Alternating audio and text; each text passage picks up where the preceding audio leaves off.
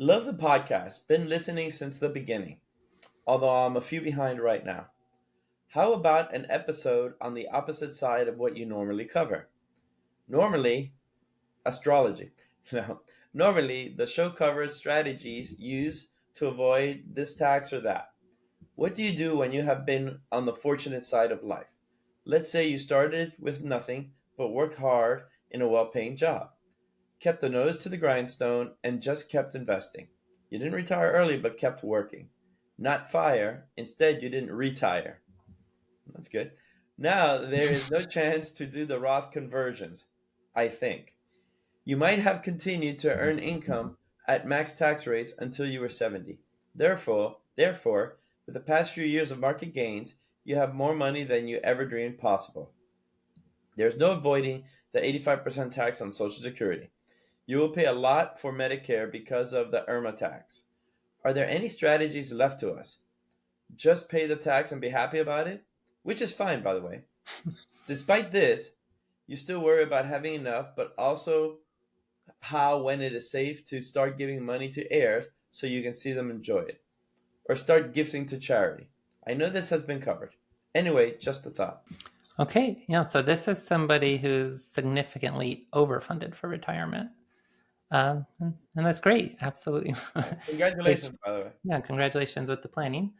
So yeah, indeed, in this kind of scenario, you're going to be paying taxes on 85% of Social Security. There's really no way to avoid that unless everything you've saved has been in a Roth, but I don't think that's the particular situation here. At an extreme case, so you probably have been making your allowed contributions to tax-deferred IRAs, 401ks, to Roth accounts. And in this kind of scenario, you probably had additional savings beyond that. So any surplus savings was going into taxable brokerage accounts. So at an extreme case, your Social Security benefit and just the interest and dividends being kicked off of your taxable accounts maybe cover all your expenses. So you're not actually having to sell any assets or take any distributions. So in that kind of situation, let's talk about a few ideas in terms of what you might think about. Now, if you do have a charitable intent in this kind of scenario, you don't need to even think about Roth conversions. You can do the qualified charitable distributions to cover for RMDs once RMDs begin up to the limits, which I think this year is $108,000. I don't know how extremely wealthy we're talking about, where annual charitable contributions might exceed that amount. But as long as they're less than that amount, you could feed from the IRA into covering RMDs to qualified charities. You wouldn't really need to worry about harvesting any gains because you're never going to be in a situation where you're having to sell assets. You're living off the interest and dividends from the portfolio, as well as Social Security. You're probably paying, 85% of your Social Security is being taxed. And then we're probably talking about levels of distributions from your investments where you're in the 15% tax bracket on those gains.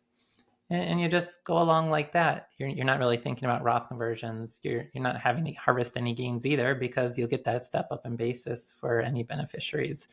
You don't need to really worry about anything. Now, with the gifting side of that, you do have that annual gift exclusion limit. This year is $19,000 to each individual and from each person. So if you're a couple, that could be $38,000 in 2025 to each individual you'd like to gift to. As part of the exclusion, so that doesn't impact any sort of estate planning. Now, if estate taxes are going to be an issue for you, that's a whole nother conversation. We won't really get into specific strategies around different irrevocable trusts and things.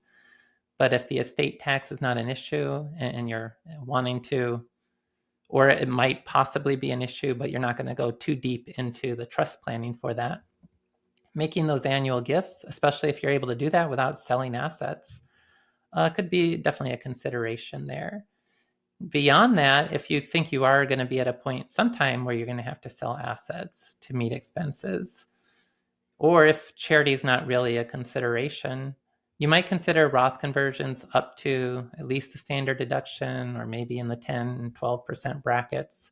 But you do want to be careful about preferential income stacking. That's going to be the first constraint on any Roth conversions. And that's where If I'm doing the Roth conversion, pay tax on that, but then that's also pushing some of my long-term capital gains, or in this case, probably qualified dividends, from the 0% bracket into the 15% bracket. Though in this kind of scenario, you may have so much annual preferential income that it is already getting up to the 15% bracket before you start taking ordinary income. In that case, you don't have any preferential income stacking problem. You can go ahead and do Roth conversions, paying taxes at those lower brackets. And then at that point, what you're looking out for is the IRMAA surcharges. You might want to keep under a certain IRMAA threshold. Now, you will face at some point the net investment income tax, but that's a marginal rate of 3.8% that preferential income stacking might impact. Or at some point, your gains going from 15 into the 20% brackets. That would be an extra marginal 5% that you might ultimately want to manage. But you could have some flexibility there.